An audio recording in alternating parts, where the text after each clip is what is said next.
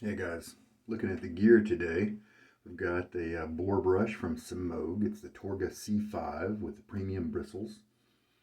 It is fairly young, but it is comfortable to use, scrubby, but it's got a long ways to go before the tips really split, but at least it's enjoyable while we wait for that magic to keep happening.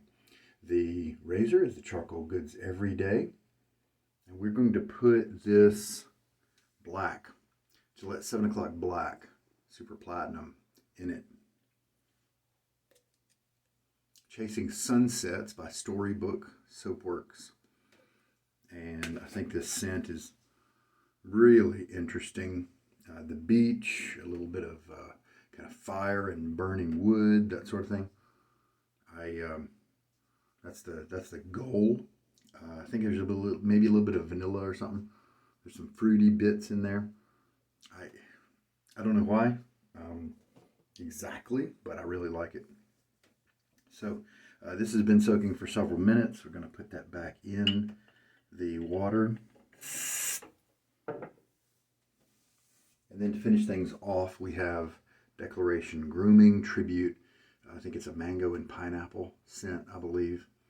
And I really enjoy that. And this is not, I think this one doesn't have any menthol, which is really cool. That's what I like. Okay, let us load up the black 7 o'clock black and put you down to where I don't have to hold the razor up as much when I load it. This has a good many uses on it. Looks like about 15. This is my Marathon Gillette 7 o'clock black. It is the super platinum. It's performed really well in a lot of razors for me.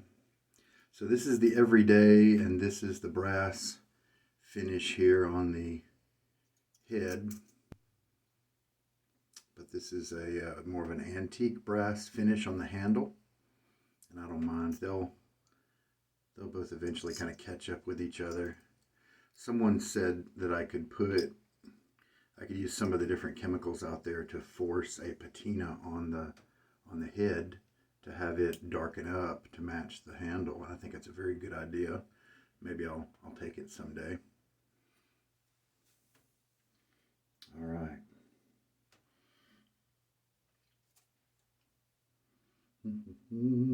For the bowl today, we'll be using the That's a Bowl from Tupperware. It's the 1.4 liter That's a Bowl, and it's really good.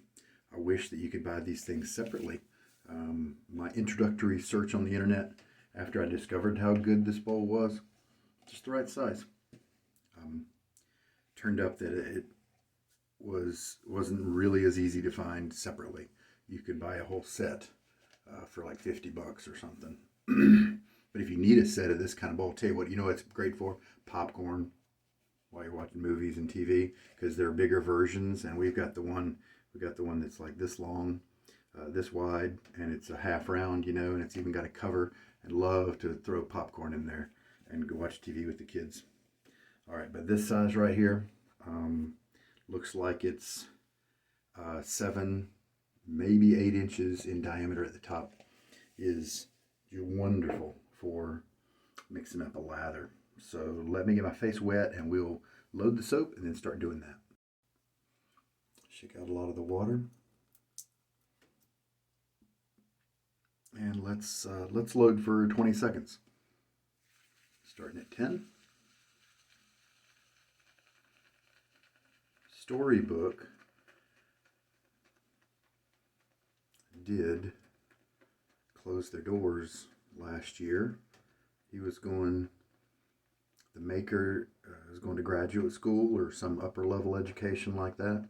I had a lot of water in the brush, and that's 20 seconds, and it, as you can see, it bubbled up, and that's just fine. I'm going to let the excess fall into my lather bowl. That's not super important. It's just kind of something I do sometimes because I feel like it saves lather, but it really, there's so little soap in this light, airy, bubbly stuff that you're probably not going to notice. notice it anyway. But something about me makes me want to put it in the bowl. So I've told this before when I used the Storybook, you know, he decided that he was doing it as a side hobby, selling soaps and things like that. And then his life just got really busy with graduate school and some other stuff, and so I applaud him for putting aside, you know, something to achieve what he wants, his dreams and all that stuff. Maybe he'll come back to it, who knows?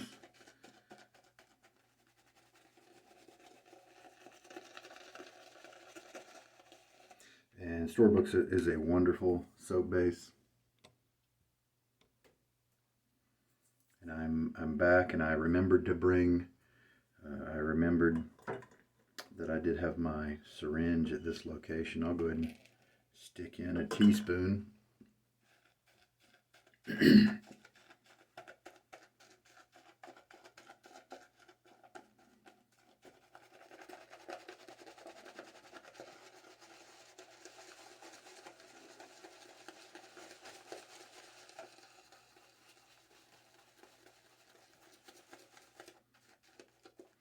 So, Storybook is not really available in terms of new stuff. I wonder if there are some vendors out there that might, you know, still stock it. It's been a while now. Maybe. It's a very good base. He's got some neat scents out there. Hook is one of my favorites.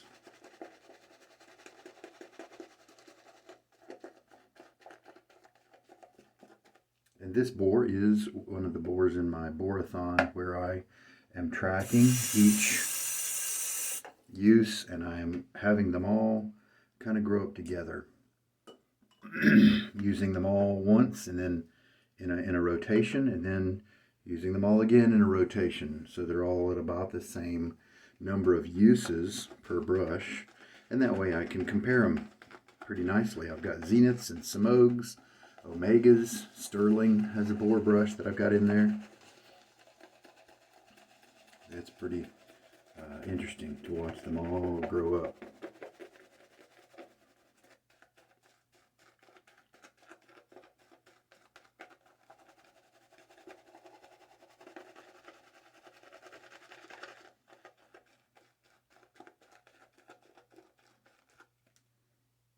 It's a wonderful looking lather. How about that?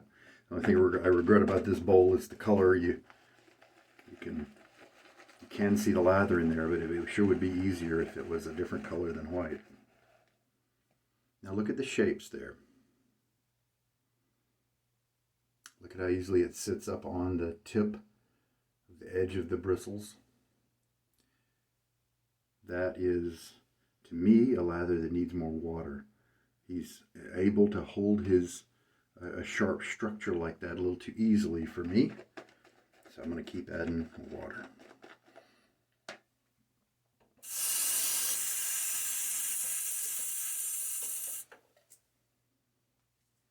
And I'll add one more teaspoon. So that's 3 teaspoons of water so far. Who knows how much I will have to add. I do not come into a shave with a predefined amount as a goal, as a normal rule, unless I'm doing some kind of scientific test. But in general, I want to add however much it takes to get it right.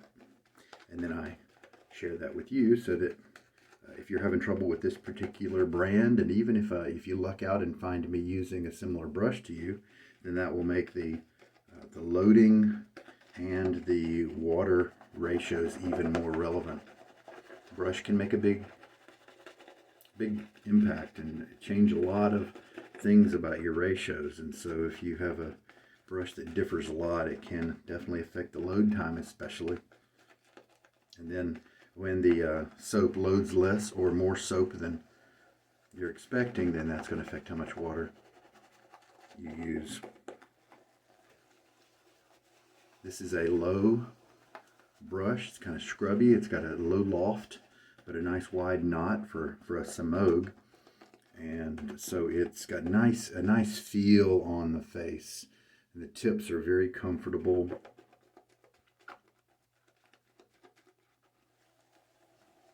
And the handle is also short. So it is ideally suited for wet face latherers. But I don't mind getting my fingers messy for now for this little brush. Now we're still kind of holding on to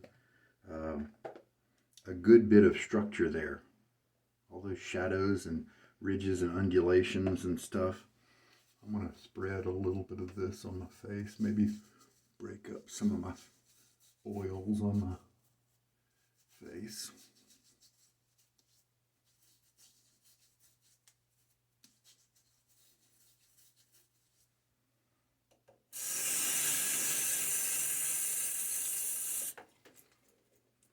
So that makes me think, why not? I think I can remember backing off on this kind of soap base and then getting into the shave and realizing, man, you need to add more water because this is good stuff.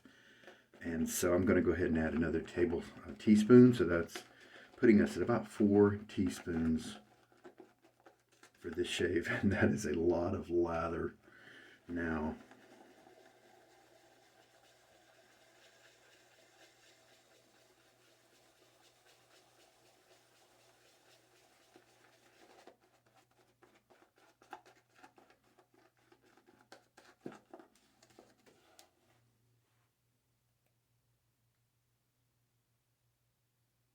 See, that's holding on to itself pretty well.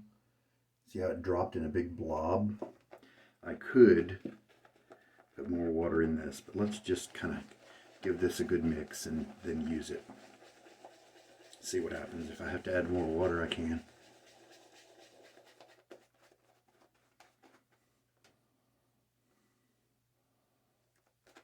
Yeah, there's some aquatic in there as well. Just a neat mix. It was one of the last scents that he put together. Carnival, I think, might have been the last one. And there were a couple of notes that he mentioned that I didn't like, and so I just didn't pull the trigger on it right away because it was going to be a blind buy. I wasn't sure if I was going to like it. Because you never know what kind of ratio the notes are going to be for your nose. The one note that you don't like could be one that's quite dominant in the scent. And but I managed to get a hold of it used afterwards, since I knew it wasn't going to be around. It was going to get harder and harder to find, and it was intriguing. I liked the story behind it, the image he was trying to portray. And so when some came up used, I pulled the trigger on it, and I'm glad I did. It's not one that just instantly grabbed me, but I found it so interesting when I used it, and then afterwards it was one of those that kind of pulled me back to it, like a craving. Let me get my face wet. All right, now let's see if that soap base is too rich here. You can kind of hear. You can hear the bristles. This was just 20 seconds of loading. It's crazy. Well, this is a scrubby brush, and they do pick up more soap.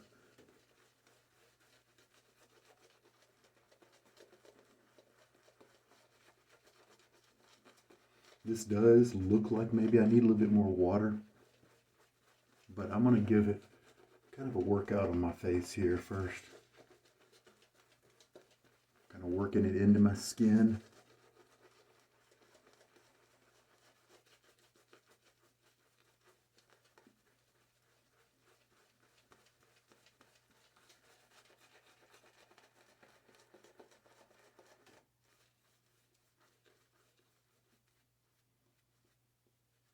And who knows, there could be some moisture in the brush that I didn't really bring into the lather by not pressing as hard as maybe I could have. And sometimes you can release that and then everything equals out.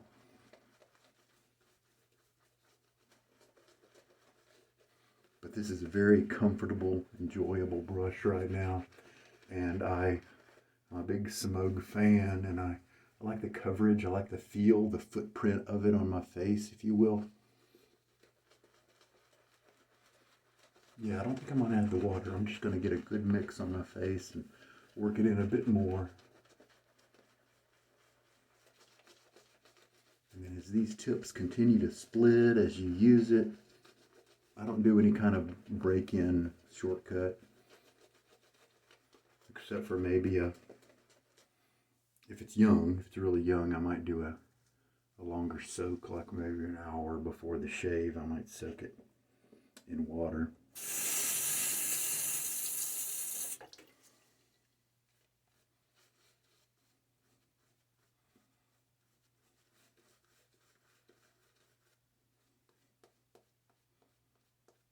This feels great.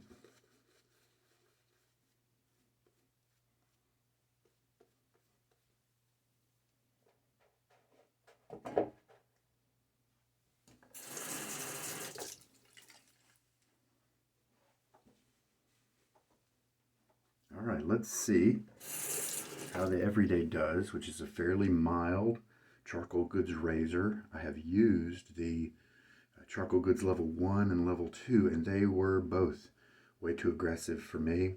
The generation 1 head, and I had to pass it on.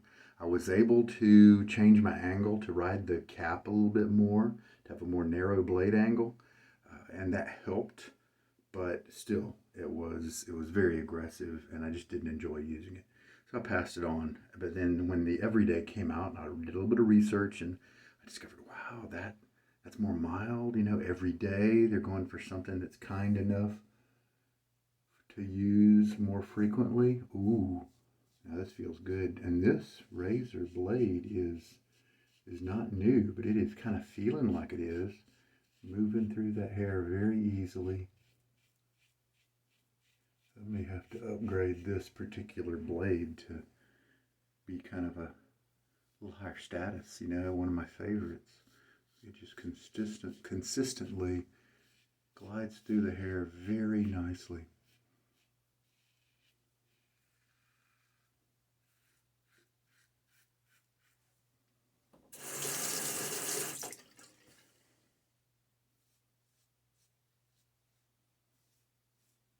Just lightly holding the razor. Excellent. So that is the first pass. I don't get too detail oriented on that first one. Now, if you want to bring your shave down to a 2-pass for speed purposes, then maybe spend a little bit more time on that first pass. Maybe retrace some steps where you know you have some trouble spots, hit them again. But since I know I'm going to do 3,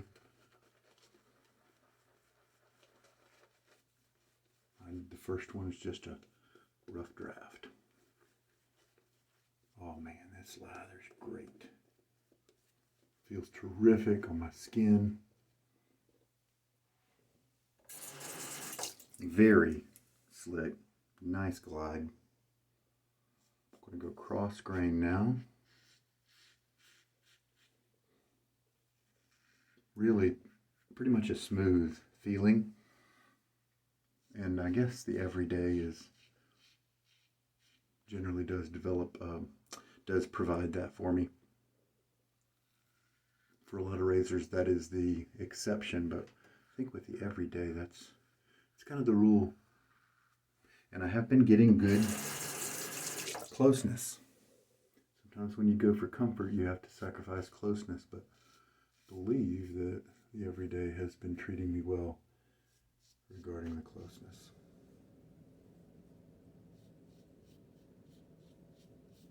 It holds the blade firmly, so you're not hearing a whole lot of chatter from the blade. And rinse again. After the first pass, I didn't feel as much kind of luxury creamy feeling during the rinse, but that is kind of common because my facial oils and skin and stuff, since I don't do a pre-shave wash, they kind of mess up the lather a little bit, and it's felt after the second pass, which is what I just did, and I felt that nice creamy slickness on my skin.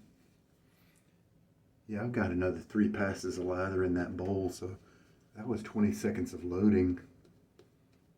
This brush, I bet I could probably 10, 15 is probably still too much. 10 seconds might be what I need with this brush. Again, we're going to do cross grain.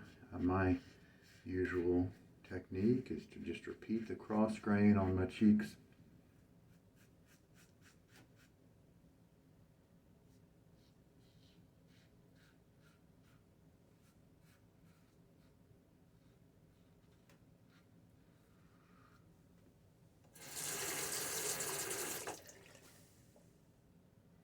Light touch as usual. You have to press down hard to get it. Just wait, lather it again, hit it again instead of pressing down. Man, this feels tremendous. This blade and razor are a nice match for comfort.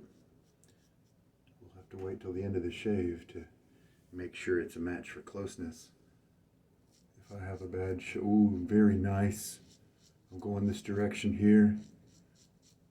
Yesterday with the slant from Merkur, the 37, that very stroke, I did enjoy it. It was kind of picking up hairs and giving me a very aggressive feeling, whereas here it was moving through very nicely.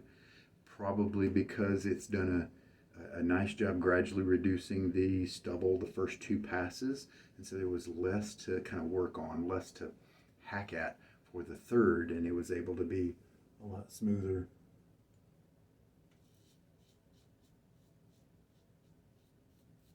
Man, I hope it looks as good as it feels. And see, you can take some of the extra and just kind of spread it around, and then as you're spreading it, you can feel for some touch-up spots, and then that extra is usually enough with a good soap to provide you with enough to shave without causing yourself any irritation. Very nice. Get a good rinse now. Well, in terms of feeling, that is one of my favorite combinations. In terms of the face feel, it's really smooth. The efficiency wasn't as good as maybe some out there, but it's really pretty close, reasonably close. There were a few tips that I saw that still had a little bit of length to them, but really very few. And as you saw, I didn't really do too much in terms of extra work in this area. And so if I wanted to try to take care of the rest of those guys, then I bet I could get a few more if I wanted to hit that again. And so that's just a really top-notch combo of blade and razor, for my skin at least. And I could see doing that on a long-term basis, enjoying that day after day, right? So the everyday strikes again with success with another blade. And the black, the 7 o'clock black just finds another winner. That's a really versatile blade for me in many razors. Very happy with that. Now let us use the tribute from Declaration Grooming.